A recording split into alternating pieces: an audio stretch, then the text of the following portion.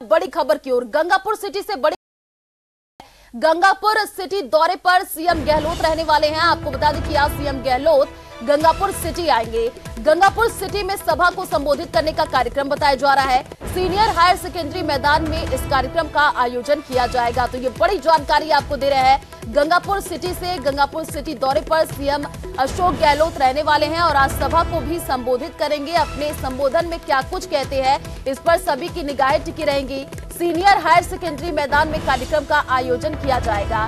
ज्यादा जानकारी के लिए संवाददाता गिरिराज हमारे साथ फोन लाइन पर जुड़ चुके हैं। गिरिराज, देखिए गंगापुर सिटी में सभा को संबोधित आज सीएम अशोक गहलोत करने वाले हैं। क्या क्या कार्यक्रम प्रस्तावित है, विस्तार से बताइए। जी देखिए, आज गंगापुर सिटी मुख्यालय पर आज एक कार्यक्रम रखा गया है। सीनियर हायर सेकेंडरी मैदान में एक समारोह का आयोजन किया गया है। अशोक गहलोत यहां पर शिरकत करेंगे। मैं आपको ये भी जानकारी देता हूं कि ये जो कार्यक्रम था, ये 2 तारीख को जो दौरा था वो रद्द हो गया, जिसके चलते स्थगित होने के बाद आज अब 4 तारीख को एक बार फिर से गंगापुर सिटी के सीनियर हायर सेकेंडरी मैदान पर रखा गया है।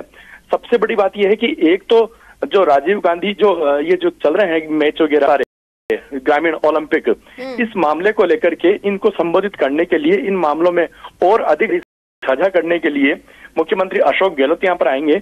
और अभी हाल ही में जब पुनर्गठित किया गया है गंगापुर सिटी जिला, तो ऐसे में एक बड़ा समारोह, एक जश्न मनाने की तैयारी जो है वो भी, इसको लेकर के भी ये कार्यक्रम आयोजित किया गया है, जिसको लेकर के मुख्यमंत्री अशोक गहलोत खासतौर से गंगापुर सिटी आने वाले हैं, जहां पर जो पूरी तैयारियां हैं वो यहाँ पर की जा चुकी है। सारी तैयारियों को अंतिम रूप प्रदान किया जा चुका है और गंगापुर सिटी के जो विधायक रामकृष्ण मीना है वो सारी तैयारियों की बागडोर अपने हाथ में लेकर के संभाल रहे हैं। जी बिल्कुल गिरिराज, देखिए आज सीएम का संबोधन होना है और देखना होगा क्या कुछ वो अपने संबोधन में कहते हैं। कितने बजे पहुंचने का कार्यक्रम बताया जा रहा है?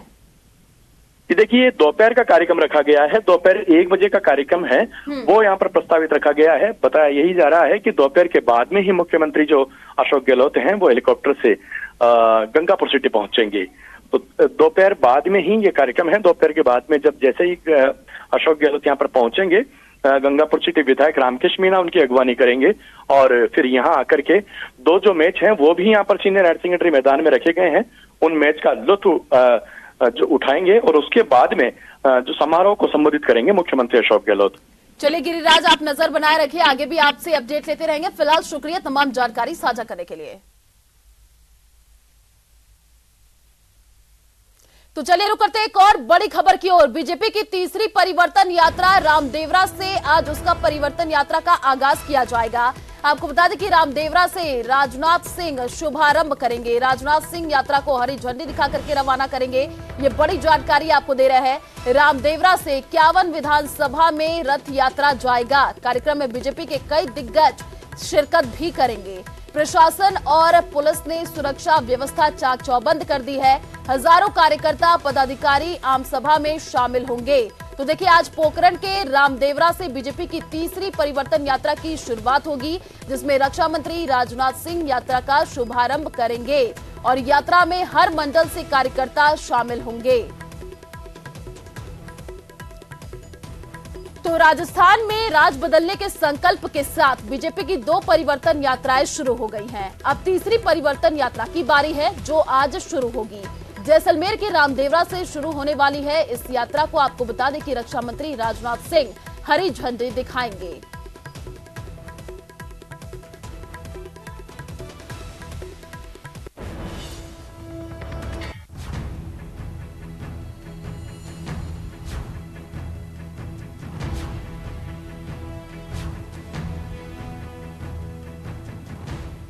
भीषण हुआ राजस्थान का रण। 4 सितंबर से परिवर्तन यात्रा का तीसरा चरण। जैसलमेर के रामदेवरा से कांग्रेस को ललकार। रक्षा मंत्री राजनाथ सिंह भरेंगे हुंकार। बीजेपी के राष्ट्रीय अध्यक्ष जेपी नड्डा और केंद्रीय गृह मंत्री अमित शाह के बाद अब रक्षा मंत्री राजनाथ सिंह राजस्थान के रण में अपना दम दिखाएंगे। जी हां, राजनाथ सिंह 4 सितंबर से शुरू हो रही बीजेपी की तीसरी परिवर्तन यात्रा को हरी झंडी दिखाएंगे। इस यात्रा का शुभारंभ जैसलमेर जिले के प्रसिद्ध रामदेवरा से होगा, जहां बाबा रामदेव की समाधि स्थल पर पूजा के बाद राजनाथ सिंह तीसरी परिवर्तन यात्रा को रवाना करेंगे। इसे लेकर राजनाथ सिंह का पूरा कार्यक्रम तय हो गया है। सुबह 9:45 पर राजनाथ सिंह दिल्ली के पालम एयरपोर्ट से रवाना होंगे और सुबह 11:10 पर जैसलमेर पहुंचेंगे।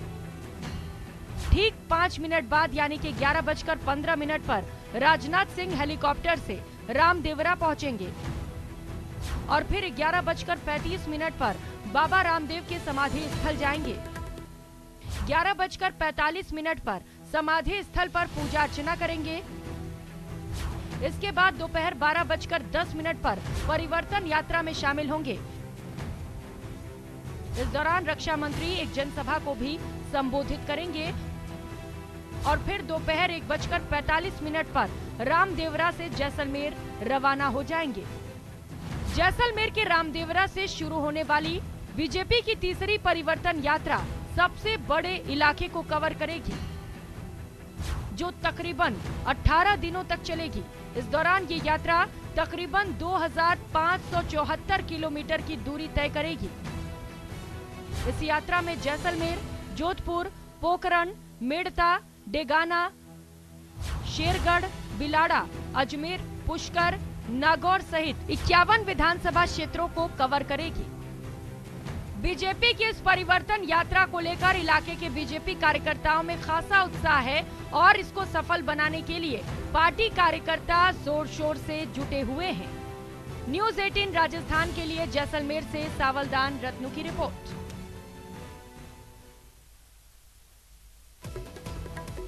तो इसी खबर पर ज्यादा जानकारी के लिए संवाददाता सावलदान हमारे साथ फोन लाइन पर जुड़ चुके हैं। सावलदान, देखिए आने वाले दिनों में राजस्थान में चुनाव है और इसको लेकर के बीजेपी अब पूरी तैयारी में जुट चुकी है। बीजेपी की तीसरी परिवर्तन की शुरुआत होने जा रही है। आज रक्षा मंत्री राजनाथ सिंह इसका आगाज करेंगे। क्या क्या कार्यक्रम प्रस्तावित है, मिनट टू मिनट वो बताइए। देखिए, आज पश्चिमी राजस्थान के महाकुंभ कहे जाने वाले बाबा रामदेव समाधि स्थल रामदेवरा से भाजपा की आज परिवर्तन संकल्प यात्रा तीसरी का आज आगाज होगा। इसमें जो रक्षा मंत्री है राजनाथ सिंह, पूर्व मुख्यमंत्री अशोक गहलोत से कई भाजपा के दिग्गज यहाँ मौजूद रहेंगे और राजनाथ सिंह यहाँ रामदेवरा पहुंचेंगे और बाबा रामदेव समाधि के दर्शन करेंगे। फिर यात्रा के आगाज करके आम सभा को संबोधित करेंगे। जी बिल्कुल सावलदान, क्या क्या आज सभा संबोधित जब करेंगे राजनाथ सिंह, किन किन मुद्दों पर बातचीत वो कर सकते हैं, किसको लेकर के कोई जानकारी? देखिए, जब राज्य में संबोधित करेंगे तो लगातार जो प्रदेश की सरकार है उसको गिरने का काम करेंगे, कांग्रेस पर लगातार प्रहार करेंगे, स्थानीय मुद्दे भी हाई रहेंगे और जो नेशनल मुद्दे वो भी हाई रहेंगे। भाजपा दिग्गज है वो सभी कांग्रेस को घेरने का काम करेंगे। जी चलिए, आप नजर बनाए रखिए, आगे भी आपसे अपडेट लेते रहेंगे। फिलहाल शुक्रिया तमाम जानकारी साझा करने के लिए।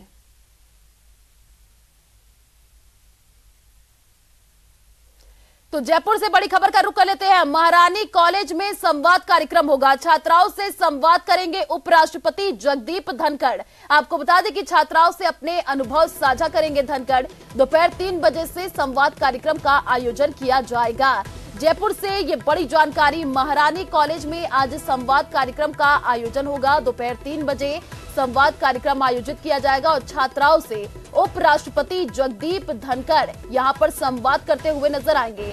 छात्राओं से अपने अनुभव साझा करेंगे, छात्राओं से बातचीत करेंगे, उनके भी विचार जानेंगे। तो जयपुर से ये बड़ी जानकारी आपको दे रहे हैं। छात्राओं से आज संवाद उपराष्ट्रपति जगदीप धनखड़ करेंगे। महारानी कॉलेज में संवाद कार्यक्रम का आयोजन किया गया है। दोपहर 3 बजे इस कार्यक्रम का आयोजन होगा, जिसमें आज जगदीप धनखड़ छात्राओं से बातचीत करते हुए नजर आएंगे, अपने विचार साझा करेंगे और साथ ही जो छात्र हैं वो भी अपने विचार उपराष्ट्रपति जगदीप धनखड़ के साथ साझा करते हुए नजर आएंगे।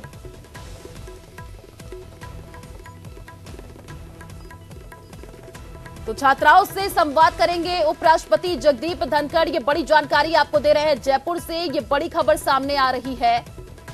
तो महारानी कॉलेज में संवाद कार्यक्रम होगा, जिसमें छात्राओं से अपने अनुभव जगदीप धनखड़ साझा करेंगे। दोपहर 3 बजे संवाद कार्यक्रम का आयोजन होगा।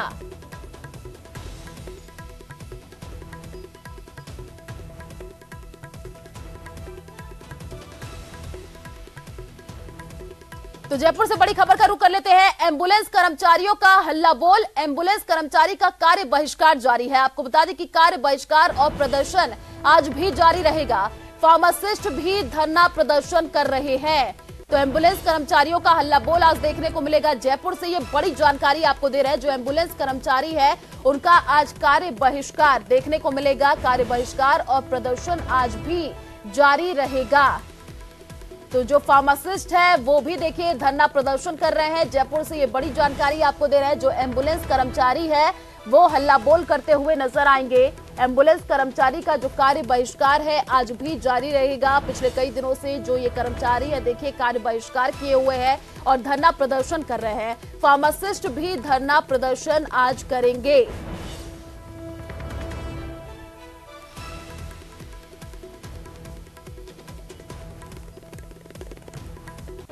तो एम्बुलेंस कर्मचारियों का आज हल्ला बोल देखने को मिलेगा। ये बड़ी जानकारी आपको जयपुर से दे रहे हैं। जो एम्बुलेंस कर्मचारी है पिछले कई दिनों से धरना प्रदर्शन पर है और आज भी जो है वो कार्य बहिष्कार करेंगे और धरना जारी रहेगा। जो फार्मासिस्ट है वो भी आज धरना प्रदर्शन करेंगे।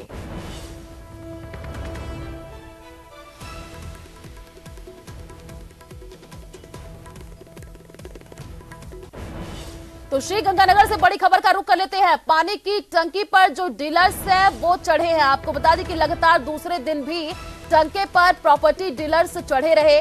प्रॉपर्टी डीलर्स ने दूसरी रात भी टंकी पर ही गुजारी है। प्रशासन की समझाइश के बावजूद कोई सहमति नहीं बनी है। पुलिस ने एहतियात के तौर पर टंकी के नीचे जाल लगाया है। भगत सिंह चौक के पास भूखंड को लेकर के ये विवाद चल रहा है। तो जिनके जो प्रॉपर्टी डीलर्स है वो पानी की टंकी पर चढ़े हुए हैं। श्रीगंगानगर से ये बड़ी जानकारी आपको दे रहे हैं। लगातार दूसरे दिन भी जो प्रॉपर्टी डीलर्स है वो टंकी पर चढ़े रहे और यहाँ पर समझाइश की जा रही है, लेकिन जो प्रॉपर्टी डीलर्स है वो मानने को तैयार नहीं है। पानी की टंकी पर चढ़े हुए हैं। प्रॉपर्टी डीलर्स ने दूसरी रात भी टंकी पर ही गुजारी है और प्रशासन समझाइश कर रही है, लेकिन अभी तक कोई सहमति नहीं बनी है। और इसी खबर पर ज्यादा जानकारी के लिए संवाददाता अशोक हमारे साथ फोन लाइन पर जुड़ चुके हैं। अशोक, देखिए ये जो प्रॉपर्टी डीलर्स हैं लगातार दूसरे दिन भी पानी की जो टंकी है उस पर चढ़े हुए नजर आ रहे हैं। समझाइश की जा रही है, प्रशासन की तरफ से बातचीत की जा रही है, लेकिन अभी तक कोई भी सहमति नहीं बन पा रही है। हाँ बिल्कुल, देखिए लगातार दूसरी रात प्रॉपर्टी डीलर्स के द्वारा पानी की टंकी पर ही गुजारी गई, बल्कि शनिवार की शाम को जब 2 प्रॉपर्टी डीलर चढ़े तो कल दोपहर में एक अन्य व्यक्ति भी पानी की टंकी पर चढ़ गया। तो ऐसे में कुल 3 लोग पानी की टंकी पर लगातार चढ़कर प्रदर्शन कर रहे हैं और स्थानीय प्रशासन के द्वारा लगभग आधा दर्जन से बार उनसे समझाइश करने के लिए वार्ता की गई, लेकिन सभी बार वार्ता बेनतीजा रही।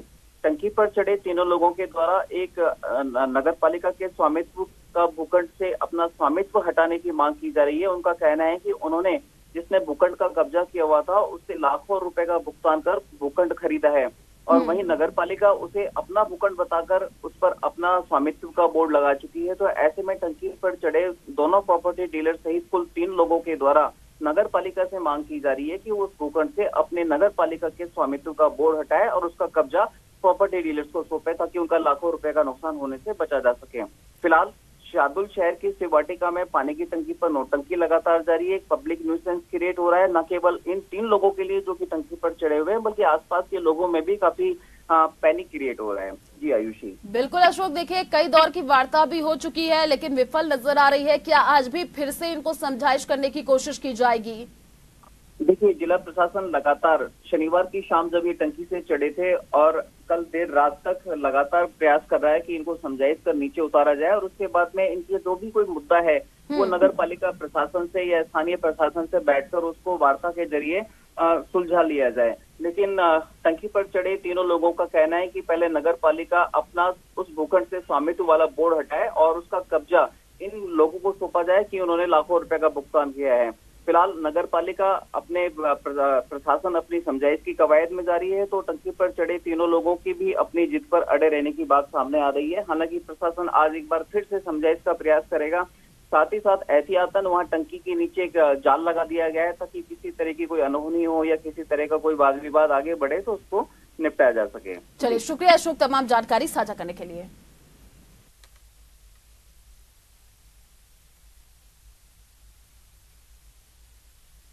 तो कोटा से बड़ी खबर का रुख कर लेते हैं। कोटा में डेंगू का कहर जारी है। 24 घंटे में डेंगू के 28 नए मरीज सामने आए हैं। आपको बता दें कि डेंगू की चपेट में करीब 200 कोचिंग छात्र आए हैं। 150 से अधिक टीमें अब डोर टू डोर सर्वे कर रही है। तो कोटा से ये बड़ी जानकारी आपको दे रहे हैं, जहां पर देखिए लगातार डेंगू का जो कहर है बढ़ता ही जा रहा है। जो आंकड़े सामने आ रहे हैं वो अब डरावने वाले हैं। 200 कोचिंग छात्र अभी डेंगू की चपेट में आ चुके हैं और 150 से अधिक जो टीमें हैं वो सर्वे कर रही हैं, डोर टू डोर जा रही हैं। तो 24 घंटे में 28 नए मरीज सामने आए हैं। ये बड़ी जानकारी आपको दे रहे हैं। कोटा से लगातार डेंगू का कहर बढ़ता जा रहा है और जो आंकड़े हैं वो भी अब लगातार बढ़ते हुए जा रहे हैं। हालांकि देखिए, स्वास्थ्य विभाग भी पूरी तरीके से अलर्ट मोड पर नजर आ रहा है। डोर टू डोर सर्वे किया जा रहा है, लेकिन लगातार जो केसेज हैं उसमें इजाफा हो रहा है।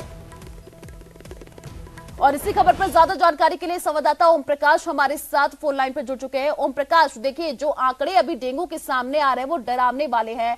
अभी 24 घंटे के अंदर 28 नए मरीज सामने आए हैं।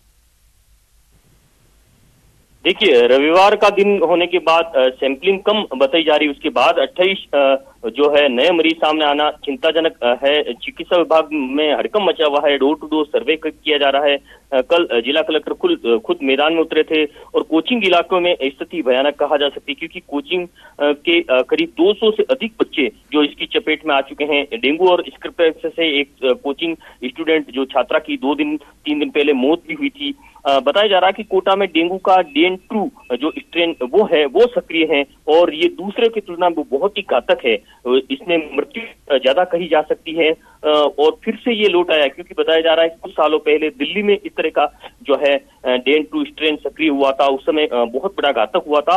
चिकित्सा विभाग अब लगातार 150 से अधिक जो टीमें मैदान में उतारी हुई है, डोर टू डोर सर्वे करने के साथ लोगों को जागरूक कर रही है और डेंगू की रोकथाम के जो तमाम प्रयास कर रही है वो कर रही है। लेकिन ये कहा जाता है कि फिलहाल तमाम प्रयास नाकाम साबित हो रहे हैं और डेंगू का खतरा बढ़ता जा रहा है। संभाग के सबसे बड़े अस्पतालों में ही नहीं बल्कि निजी अस्पतालों में भी मरीजों और उनके परिजनों की भारी भीड़ देखी जा सकती है। सबसे चिंताजनक जो बात कही जा सकती है वो कोचिंग स्टूडेंट के लिए, क्योंकि उनके परिजन ज्यादातर स्टूडेंट के परिजन साथ नहीं रहते। जब उनकी हालत बिगड़ती है उनको SDP की जरूरत रहती है, उनको कई तरह की जो है सावधानी रखने की आवश्यकता होती है। उनके सामने चुनौती होती है वो कोचिंग संस्थान में जाए, पढ़ाई करे और हॉस्टल में क्योंकि अकेले रहते हैं, तो ये बड़ी एक चिंताजनक है। 200 से अधिक कोचिंग छात्र जब चपेट में आने के बाद चिकित्सा विभाग में महकमे में हड़कंप मचा हुआ और खुद जिला कलेक्टर कल मैदान में उतरे थे और वहां जागरूकता अभियान विशेष तौर से चलाया जा रहा है। उम्मीद की जा रही है कि थोड़े दिन बाद में डेंगू के जो आंकड़े बढ़ रहे हैं उनमें कमी आएगी, लेकिन फिलहाल ऐसा माना नहीं जा रहा है,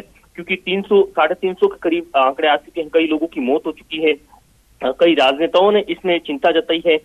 फिलहाल ये कहा जा सकता है कि डेंगू कोटा में भयानक होता जा रहा है और डेंगू के साथ साथ स्क्रब टाइफस और अन्य जो छोटी मोटी मौसमी बीमारी है वो भी अब जो है सक्रिय होने लगी। जी बिल्कुल ओम प्रकाश, जो आंकड़े सामने आ रहे हैं देखिए वो डरावने वाले हैं। हालांकि स्वास्थ्य विभाग अब अलर्ट मोड पर नजर आ रहा है, लोगों को जागरूक भी किया जा रहा है। चलिए, आप नजर बनाए रखिए। शुक्रिया तमाम जानकारी साझा करने के लिए।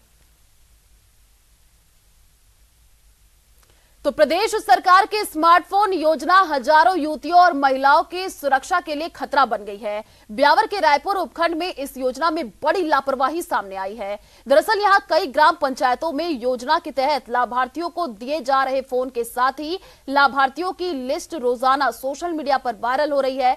इससे साइबर अपराधियों के लिए इन बहन बेटियों की सुरक्षा में सेंध लगाना आसान हो जाएगा। इस लिस्ट में लाभार्थी महिलाओं और बेटियों के मोबाइल नंबर, जनाधार नंबर और एड्रेस भी दर्ज है। ऐसे में महिलाओं और बेटियों के मोबाइल नंबर सार्वजनिक होने से उनके दुरुपयोग की आशंका बढ़ गई है। ऐसे में पर्सनल डाटा सार्वजनिक करने पर उनके परिजनों और लाभार्थी महिलाओं ने भी आपत्ति जताई है। इस मामले की संवेदनशीलता को देखते हुए रायपुर उपखंड अधिकारी सुरेश कुमार ने मामले में कार्मिकों को नोटिस जारी कर दिए हैं। सरकार की ओर से जो मोबाइल वितरण हो रहा है उसके साथ साथ जो युवती और महिलाओं के डेटा लीक हो रहा है और उनके नंबर लीक हो रहे हैं, वर्तमान में जो महिलाओं की असुरक्षा की जो स्थिति है राजस्थान में, उस हिसाब से ये होना बहुत ही खतरनाक है और सरकार को इस पर तुरंत रोक लगानी चाहिए। तो भरतपुर में न्यूज 18 राजस्थान की खबर का बड़ा असर हुआ है। बयाना की झील चौकी इंचार्ज एसआई खुशीराम को सस्पेंड कर दिया गया है। एसआई का पैसे के लेन देन का वीडियो वायरल हुआ था। वीडियो सामने आने के बाद पुलिस अधीक्षक ने यह कार्रवाई की। व्यक्ति और बेटे को केस से बाहर निकालने के लिए लेन देन किया गया था। मुकदमे से बाहर निकालने की बातचीत हुई थी। आपको बता दें कि वीडियो में एसआई पैसे लेते और गिनते नजर आ रहा था।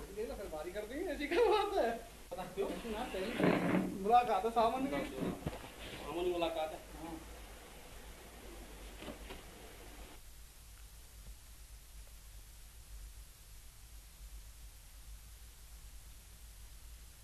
तो देश भर में बड़े रेलवे स्टेशनों का कायाकल्प चल रहा है। ये कायाकल्प अमृत भारत रेलवे स्टेशन योजना के तहत किया जा रहा है।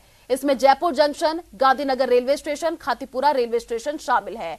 इसमें रेलवे ने आम आदमी का सहयोग मांगा है जो रेलवे स्टेशन के आसपास रहते हैं। इन लोगों की रेलवे बकायदा एक परामर्शदात्री समिति बनाएगा जिसके निर्देश दे दिए गए हैं और इनसे विकास को लेकर के सलाह मशवरा भी किया जाएगा। स्टेशन पर यात्री सुविधाओं के विस्तार, विकास और निर्माण कार्य में सुझाव मांगे जाएंगे। इस समिति में आपको बता दें कुल 11 सदस्य होंगे। रेलवे की ये पहल सुखद है और इससे रेलवे स्टेशनों को और बेहतर बनाने में अब मदद मिलेगी। स्टेशनों पर यात्री सुविधाओं में बढ़ोतरी और उत्कृष्ट सुविधा देने के क्रम में रेलवे बोर्ड के द्वारा निर्णय लिया गया है कि स्टेशनों पर स्टेशन सलाहकार समिति का गठन किया जाए। ये स्टेशन सलाहकार समिति जो है मंडलों को भी निर्देश दिया गया है कि हर स्टेशन पर बनाए और इनमें जो है शहर के और स्टेशन के आसपास की जो ट्रेड, कॉमर्स, इंडस्ट्रीज और जो प्रोमिनेंट सिटीजन है वहाँ के, उनको भी शामिल किया जाएगा। और इसका उद्देश्य यह है कि जो स्टेशन पर जो यात्री सुविधा है उसमें बढ़ोतरी किया सके। इसको ये भी मैंडेट किया गया है कि साल में इसकी 3 मीटिंग की जाएगी और जो ये कंसल्टेटिव कमेटी होगी जो कि सुझाव देगी कि क्या क्या स्टेशन पर सुविधाओं को और बढ़ोतरी किया जा सके। तो सीकर शहर के कहारों की ढाणी में कल शाम से पंडित धीरेन्द्र शास्त्री का दरबार चल रहा है। यह दरबार देर रात तक चला। इस दौरान उन्होंने भक्तों को कई तरह की बातें बताई, कुछ अर्जी भी सुनी। उन्होंने कहा कि लोग मुझसे पूछते हैं कि आप भारत में क्या करना चाहते हो। मैंने कहा कि मुझे सड़कों पर तूफान, मंदिरों में भीड़ चाहिए, राम राज्य का भारत हिंदुस्तान चाहिए। क्या अद्भुत सौभाग्य है आपका, है कि नहीं? कौन कौन पागल है राजस्थान का, बागेश्वर बालाजी का? कौन कौन भारत हिंदू राष्ट्र चाहता है? तो ताली कौन बजाएंगे? वेस्ट इंडीज में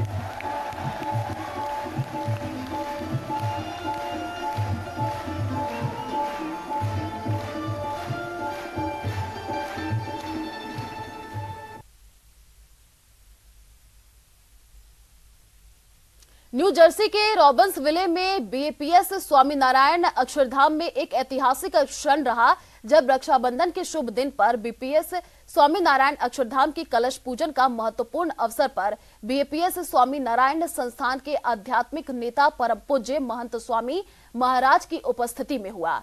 इस दौरान भावुक स्वयंसेवकों ने, जिनकी आंखें आंसुओं से धुंधली थी, अपनी वर्षों की कड़ी मेहनत, समर्पण और प्रार्थनाओं के फल को जीवन में आते देखा। अक्षरधाम यात्रा में एक महत्वपूर्ण क्षण का जश्न मनाते हुए पूरा परिसर प्रत्याशा और खुशी से गूंज उठा।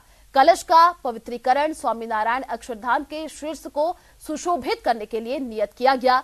12 वर्षों में अक्षरधाम के निर्माण में सामूहिक रूप से लाखों घंटों का योगदान देने वाले स्वयंसेवकों के लिए यह आयोजन उनके दिवंगत आध्यात्मिक नेता परम पावन प्रमुख स्वामी महाराज की एक ऐसी जगह बनाने की इच्छा की पूर्ति का प्रतीक है।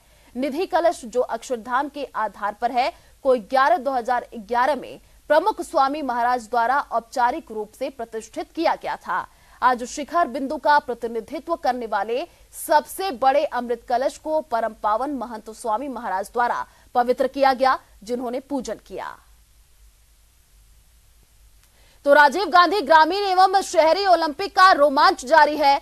करौली के राजीव गांधी खेल संकुल के इंडोर हॉल में कबड्डी का फाइनल मुकाबला खेला गया है, जिसमें हिंडौन ग्रामीण ने करौली क्लस्टर को हराकर खिताब पर कब्जा जमाया। इस मौके पर जिला खेल अधिकारी रमेश चंद्र गुप्ता, खेल प्रभारी कन्हैयालाल शर्मा, समन्वय के मुरारीलाल और ब्लॉक प्रभारी धर्मेंद्र कुमार मौजूद रहे। मैच में शानदार प्रदर्शन करने वाले खिलाड़ियों को सम्मानित भी किया गया। मैच में शारीरिक शिक्षक वेदरत्न जैमिनी, विनोद जाट, महेंद्र गौतम भी मौजूद रहे। चले फिलहाल